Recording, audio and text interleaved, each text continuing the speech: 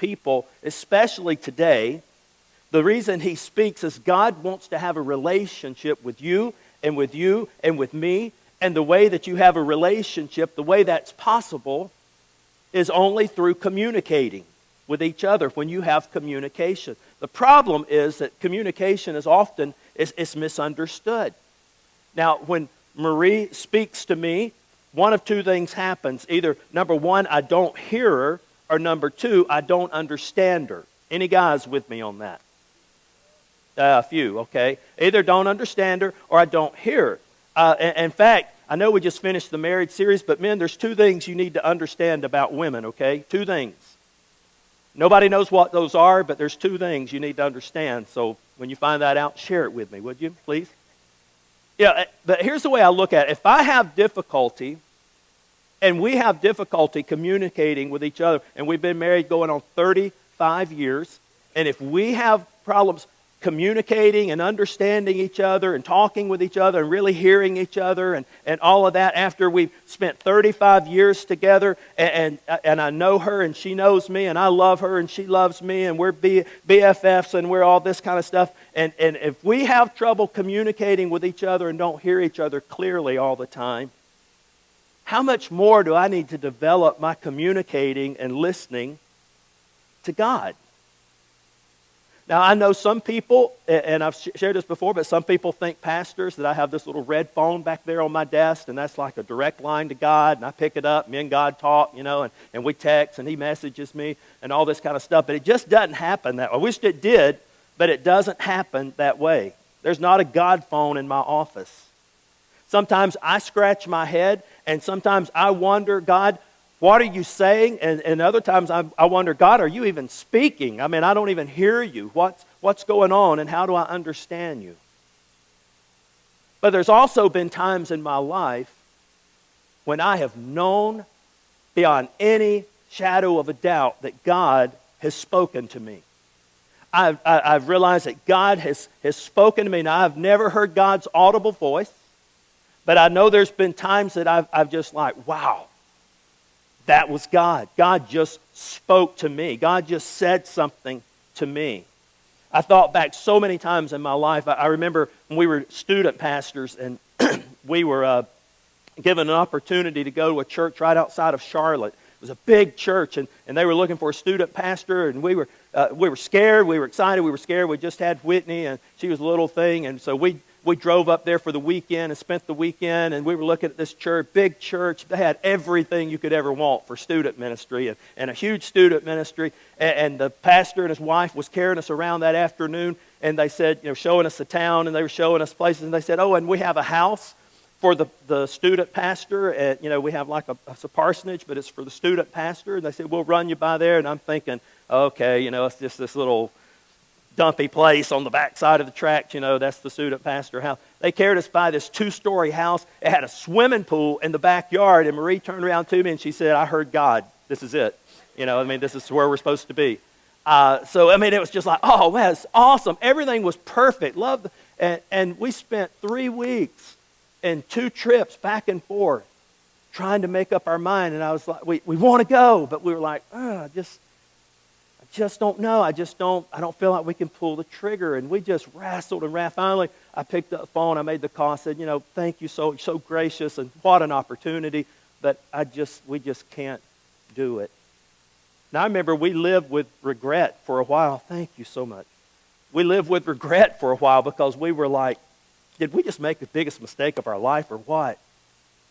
And it was several years later that it became so clear and so apparent that wasn't where we were supposed to be. And I look back and I'm like, God, that was you. You were speaking, and I was having trouble listening and hearing it clearly, but God, that was definitely you speaking. I can't tell you the times that I've just either dropped by someone's house or I've made a phone call or written a card, and someone will come to me and they'll say, how did you know? Man, that was just, it was perfect time. You would have never known that you showed up or you said this or you wrote this, and it was just the perfect time. And I'm like, I don't know, it had to be God. Because God would just put something in my heart, and I'd say, okay, I'll do it, and did it. In fact, starting this church happened that way. Is that I clearly heard God speak in my heart what we were supposed to do and how we were supposed to do it. So the problem is not does God speak, because God speaks. He speaks everywhere. The question is not does God speak, but are we listening? Are we listening? God is speaking right now. In fact, He's speaking in multiple ways, and we're going to talk about those over the course of this series that we're in. But God is speaking right now. The question is, do we hear Him? Now, I've used an illustration like this before, but in this room right now, there are TV rays going all through this room, TV signals that are going all through this room, all over the place. We can't see them, but if you had a tuner, if you had something that you could tune into those signals, you would see there was actually a picture associated with those signals that are zigzagging and going through this room. Now, I grew up with something called rabbit ears. Now, don't call the animal rights people on me. I'm not talking about literal ears, but we grew up with something called rabbit ears. And I remember going to my grandparents, and they had a set of these sitting on their, of course it looked a lot different then, but they had a set of these sitting on their TV, black and white TV. And you'd extend these little antennas out. And this is going to be really weird for some of you. You're just going, man, this is so foreign. I don't know what he's talking about. But these were rabbit ears. You extended them, you put it on your TV, you plugged it in, and then you would take this and you'd start moving it around and doing this, and you'd get the signal, and it'd be a little fuzzy and like snowy, and it'd be crunchy sound and all that. But you keep working with it, and then, in fact, and some of you remember this, you used to go and get some aluminum foil, and you could put aluminum foil around those rabbit ears, buddy. And I don't know what it did, but it was the bomb. And so you had aluminum foil around these things, and you were tuned in, and finally the picture would get clear, and the sound would become clear, and you were like, yeah. And we used to drive my grandparents crazy because we'd go up and twist it, and and they'd have to get back up there and adjust it and get it out. And you could also, another neat thing about it was you could take the rabbit ears off, and you could have sword bites. And there was a lot of benefits to rabbit ears. I hated to see them go. But the thing is, you had to have this to receive the picture, to get it clear. You had to have these little rabbit ears. And once you had those, you could get... And the neat thing about it is we didn't have cables. We didn't have internet. We didn't have live streaming. Any of that. And I know that sounds weird that you could have TV without all that, but we had it with just a little tuner and just making a few adjustments. And you see, I believe it's the same way when God speaks to us. He's speaking right now. But we have to be tuned in to be able to hear what God is saying. He's speaking to us every single day of our life. He speaks to you and He speaks to me. He speaks to us when we get up in the mornings. He speaks to us at our homes. He speaks to us as we're driving to work. He speaks to us at work, at school, wherever we're at. God is speaking to us. He continually speaks. The problem is we're often not tuned to the right frequency. So this series that we're beginning today, called Whispers, is all about making the adjustments in our life so that we can clearly see and clearly hear God's voice in our lives. Some people desperately need to hear God in their life. Some people here this morning, you desperately need to hear God in some area of your life. Maybe it's in your marriage. Maybe it's in a parenting issue. Maybe it's with your finances. Maybe you've got a big decision coming up and you're just like, I just don't know what to do. And you need to hear from God concerning this big decision in your life. Maybe it's a dating decision or a marriage decision, or maybe it's buying a house or making a major purchase in your life. Maybe you got a decision about moving somewhere, a new career change, or you're dealing with an aging parent, or maybe you're dealing with your own health issues. We all have decisions we're making, and we need to hear God in these areas. We need to hear God's voice instructing us in these areas. God has something to say about every one of these situations. But in order to hear His voice, we've got to be tuned in. Since the Garden of Eden, very beginning, Adam and Eve, God has spoken to people. That's been His trademark, so to speak, is He speaks to people. He spoke to Adam. He spoke to Eve. He spoke to Isaac. He spoke to Jacob and Abraham and Moses and Joseph. And the list goes on and on. And Joshua, from the beginning all the way to the end of the Scripture, you'll go through the Bible and you'll see this phrase. If you see it once, you'll see it 1,000 times. It says, but God said, or thus said the Lord. It was God speaking to people. In fact, the entire Bible is a written record of God speaking to people. And one of the stories, and I love this Old Testament prophet, one of the stories of God speaking that I love, and we're going to talk about kind of the basis for this whole series that we're in now. It's found in 1 Kings chapter 19. A couple of verses. I'll give you the story real quick. There was a prophet by the name of Elijah. And Elijah was a man of God. He was God's mouthpiece. I mean, God would speak to Elijah, and Elijah would just put it out there and say, here it is. Here's the way it is.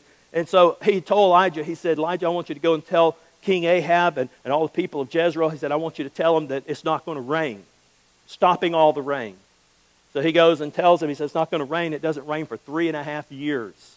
There is not a drop of rain anywhere. And famine had set in, and there was starvation. I mean, it was just a bad situation.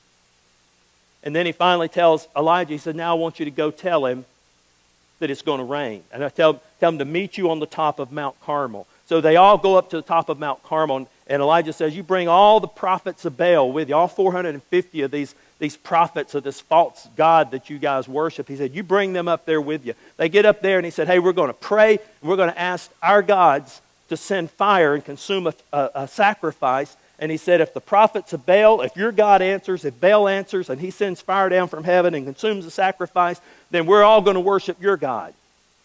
But he said, if they can't, and I pray to my God, the God of heaven and earth, and he answers by fire, and he consumes the sacrifice, he said, then everyone will know that he is the one and only and the true God.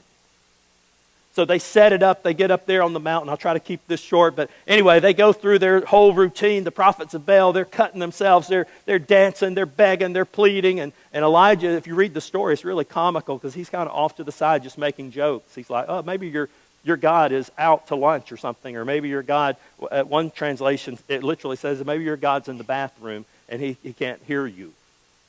So they pray. They do all this stuff and their God doesn't answer. And he says, okay, enough time. And then Elijah steps up and he builds the altar, tells them to saturate it with water 2 or 3 times. And he said, now God, show them who's real. Who's the real God? And fire comes out of heaven, consumes the sacrifice and everything in it. And Elijah says, now take these 450 prophets of Baal. And he said, kill them, slay them, and let it be known that there is only one God in the land. He turns to King Ahab and he says, hey, it's fixing to rain. Get in your chariot and head down the mountain, because you're not going to be able to once it starts to rain. So he gets in his chariot and he starts down the mountain. Another interesting part of the story, it said Elijah got his tunic and he pulled it up and God gave him supernatural strength and he ran down the mountain and beat the chariot horses to the bottom of the mountain. He gets down there and Jezebel, she is not very happy that he just killed 450 of her favorite prophets. So she said, before the sun goes down, I'll have your head and you'll be dead. And now this mighty man who listens to God and speaks God's word and calls fire out of heaven and all this, now he's scared and he takes off running. He runs for a day, takes a nap, God feeds him, and then he gets up and runs 40 more days out into the wilderness. That's over 200 miles is what they estimated, that he ran out in the middle of nowhere until he ran to a cave. He's feeling sorry for himself. He's saying, God, they're trying to kill me. I do your work, and now look where it got me. They're going to kill me. God, I just wish you'd go on and kill me and take me and just put me out of my misery. So he's out there, and he finds this cave, and he goes into this cave, and God said, hey, I'm fixing to speak to you, Elijah. I'm fixing to speak to you. And that's where we pick up the story in verse 11. It says, as Elijah stood there, the Lord passed by, and a mighty windstorm hit the mountain. There was such a blast that the rocks were torn loose, but the Lord was not in the wind. After the wind, there was an earthquake, but the Lord was not in the earthquake. And after the earthquake, there was a fire, but the Lord was not in the fire. All three of these phenomenals, and Elijah's thinking, well, this has got to be God. Earthquake, that's got to be God. Fire, that's got to be God speaking. And it wasn't. And we get down to the last verse, and it said, after the fire, there was the sound of a gentle whisper. A whisper. One translation says a low whisper. Another one says a gentle blowing. King James says a still, small voice. Now the phenomenal that got his attention, the earthquake, the fire, and all that got his attention, but God has an outside voice, and he's not afraid to use it to get our attention. He'll use an outside, but he'll use that strong, hey, I wanted your attention. That's kind of like my mom. You see my mom sitting here, and she's this sweet, gentle, not going to say old lady, she's a sweet, gentle young lady, and she has this sweet voice, but I'm going to tell you, she had an outside voice, too. And it would get my attention, no matter where I was at in the neighborhood. She used that outside voice. Boom, ears went up. I was on alert. I was like, okay, she's wanting to get my attention. So God has an outside voice when he wants to get our attention. But when God wants to be heard, and when what he is saying is so important that he doesn't want us to miss it, he often speaks in a whisper. Just above the threshold of hearing. You say, why? Typically a whisper is used for the sake of secrecy. If we whisper something to someone, hey, it's a secret. The other form is it's a way to communicate intimately. And a whisper seems to be God's preferred method of communicating. Seems to be what God prefers to do. Because the reason for that is when someone whispers, when you whisper to someone, if you whisper to the person next to you this morning, if you reached over to whisper something to them, you know what? You have to lean in close to hear them. You have to lean in close to be able to hear them. In fact, you have to put your ear almost to their mouth. We lean toward a whisper, and that's what God wants. He wants us leaning toward him. The goal of hearing the Father's voice isn't just about hearing a voice, it's about intimacy with God. I'm grateful for an intimate God and a gentle God who wants to be intimate with us, and he could use an outside voice and get our attention, but he often woos us with whispers. And it has everything to do, when we hear this whisper, has everything to do with changing our lives. Nothing will determine your destiny more than your ability to hear God's whisper or his still small voice. In fact, Jesus talked about it in John. He said, my sheep recognize my voice, and I know them, and they follow me. So it's not a question of does God speak? It's a question of are we listening? And listening does not happen by default. It happens by design. It happens by being intentional. So I just want to give you a few things real quick, and these are in your handout. But in order to hear God's whisper, in order for us to recognize his voice and hear his whisper in our life, the first thing we've got to do is we've got to be still and quiet. Be still. And I read this story of Elijah, and I think maybe that's why he had to go 40 days out into the wilderness. Maybe that's why he went out in the backside of nowhere and got in a cave. He is away from all the noise, all the distractions of Mount Carmel and the busyness of that event. He was away from Jezreel. He was away from all these different places and all this noise and activity. Maybe that's why he had to get away, so he could get in the quiet and be still, and then he could hear. And what I have found is this, that often God speaks the loudest when we're silent.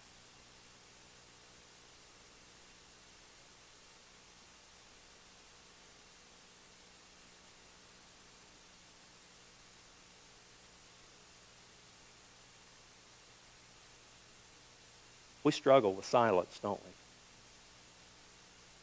So some of you are starting to shift. Okay, why ain't you saying anything? Come on, say something. Do something. Where's the song? We struggle with silence. I love a quote by Ralph Waldo Emerson. He said this, let us be silent that we may hear the whisper of God.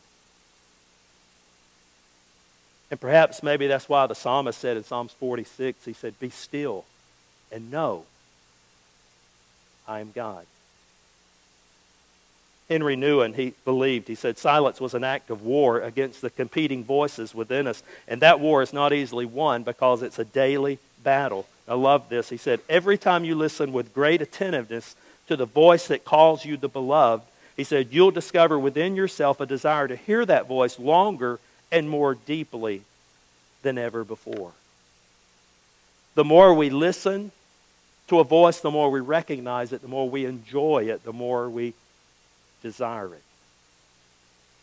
I think of every time that my daughter calls and I answer the phone and I hear her voice. She doesn't have to introduce herself. She doesn't have to say, hey, Dad, this is your daughter. Hey, Dad, it's with. I recognize her voice, and there's no sweeter voice other than her mom's. There's no sweeter voice that I love to hear because I recognize that voice. One reason we don't hear God speak in our life is that we do all the talking. We do all the talking. You ever been around somebody that talks all the time? Don't punch the person next to you.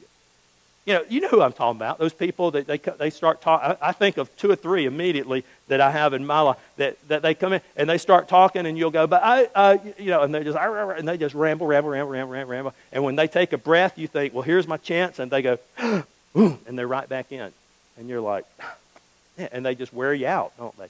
Because they talk all the time. You can't get a word in. When we get still and we get silent, hear this. This is so big. When we get still and we get silent, we create room for God to speak. When we get still and quiet, we create room for God to speak. I remember a challenge that I read about and did of going silent for a week. No radio, no CDs, don't get in the car, don't turn anything on, and just silence in the car. And the first day was murder. I wanted, because I'm I love music, and I wanted to turn something on and get some noise going, but I didn't. But after about the 3rd day, I thought, this is kind of nice. Just silent. I'd make a 2-hour trip, nothing, the silence in the car. And it was amazing some of the things that God would speak to my heart and some clarity that he would give me about issues when I was just spending a week of driving with no music, no sound, no noise while I was in the car.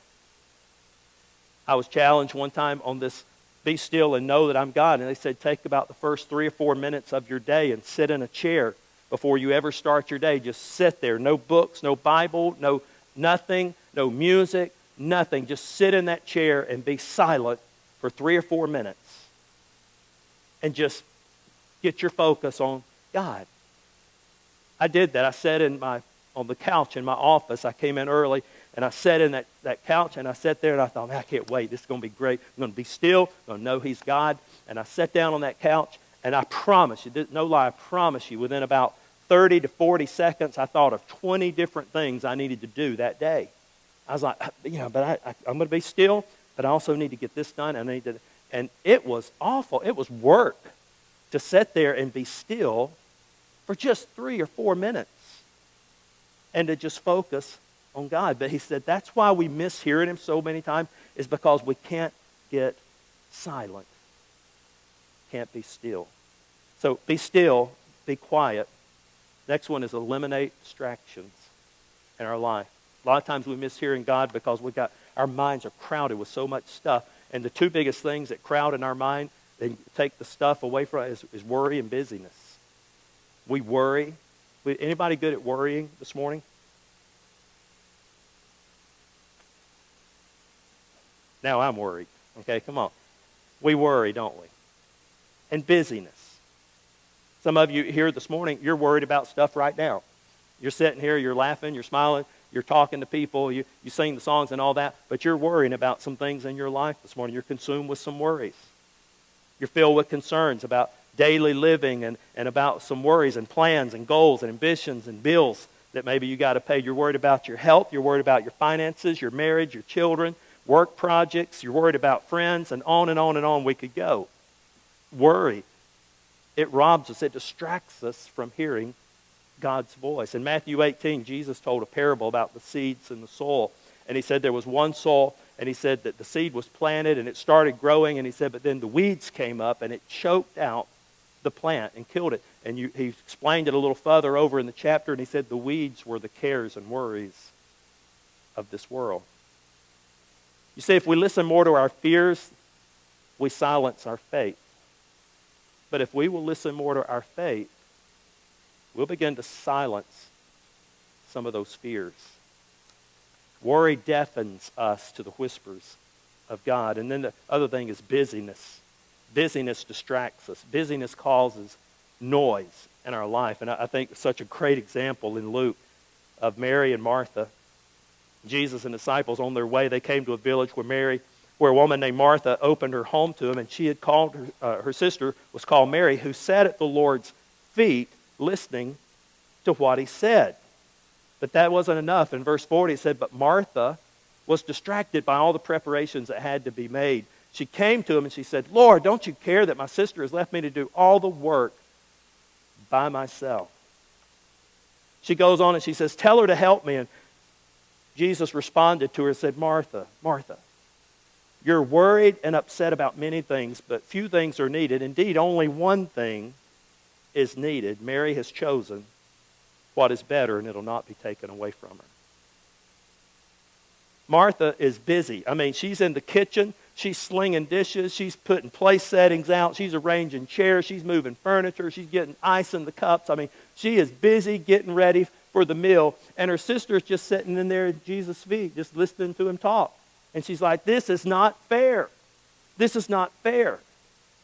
And isn't that the way we are sometimes when we're listening to people talk about their faith? And, oh man, God is speaking to me, and I'm just growing, and my faith is growing. And we're thinking, yeah, that's great, that's wonderful. I wished I had time to do that. I wished I had time to study and pray and listen. But some of us are busy. Some of us have jobs. Some of us have to work. And Jesus said to Mary, Mary has chosen what is better. And what that tells me, he said, in other words, Martha, this is your choice. This is your choice. You can listen to me speak, or you can choose to be busy and miss it altogether. So we must deliberately choose to eliminate distractions. And then the last one, we have to allocate time to listen. We got to slow down, be quiet. We got to plan it. We got to make time for this in our schedule. Now hear me this morning. I'm just as guilty as you are. But we schedule everything else in our life, don't we? We schedule vacations. We schedule dentist appointments. We schedule when the kids have to be where and when and what they got to have on and all that. We schedule all that. We schedule dates and homework. We allocate time to watch sports and make sure we get to watch March Madness. We allocate time for our favorite shows, and we allocate time to check social media and Facebook and see who likes us and who doesn't and who posted what and everybody's business. And we set time. We allocate time for that kind of stuff. We always have time for the things that we see as important or enjoyable. But do we allocate time for God in our schedule? Or does he get leftovers? I love the way Paul said this in Ephesians 5. He said, be careful how you live. Don't live like fools, but those who are wise. Make the most of every opportunity in these evil days. If you read it in the King James, he says, redeeming the time. Redeeming our time. He said, don't act thoughtlessly, but understand what the will of the Lord is. Redeem our time. In other words, buy it back. Take it back. Recover your time. And the reason a lot of people never hear God speak in their life is that they're too busy. They're in too big of a hurry. We're a now culture, aren't we? We want it now. We don't want to wait. Don't make me wait. Instant message me. Shop with a click of a button. Fast pass, express lane, self-checkout. All because we don't want to wait. We're in a hurry. We're trying to redeem our time. We want to hear God speak. Yes, but we say, God, speak. Yes, we want to hear, but speak in a hurry. I've discovered this, is that after we redeem our time, God never speaks in a hurry. I wished he would. He just doesn't speak in a hurry. So while we're redeeming our time, let's redeem what matters most. And that's scheduling time to hear from God. I love this quote. It said, "We have 2 ears and 1 mouth. We should use them proportionately." The ability to hear and recognize God's whispers in our life is not a fast process. It only happens through a relationship, and relationships take time. So glad God desires to communicate with us, and that He gave us an avenue called prayer to communicate with Him. But let me say this morning, that the highest form of prayer is not you talking to God, it's Him talking to us. We need to hear more of His plans for our life, and He needs to hear less about our plans for our future. And I think maybe that's why Jesus said these words in John, "The words that I've spoken to you, they are full of spirit and life."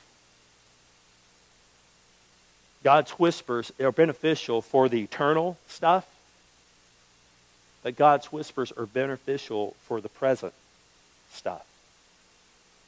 I don't know about you, but I need to hear God's whispers every single day in my life. Because what I have found is that life changes minute by minute. There are decisions that need to be made. There's conversations to be had. There's crisis to be navigated.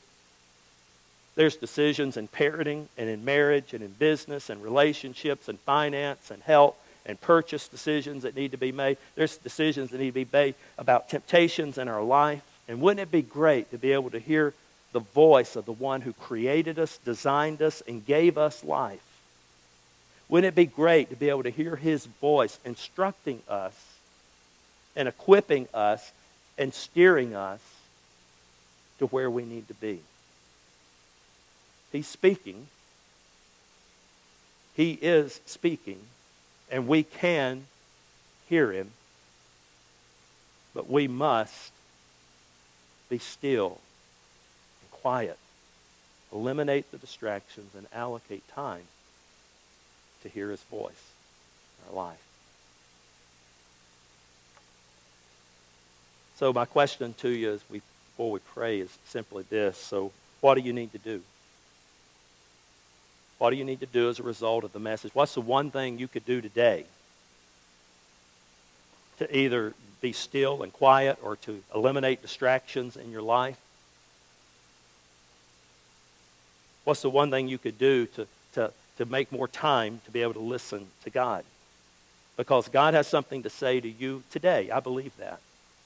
He has something to say to you today. He has something to say to you this week, if we'll listen. Let's pray.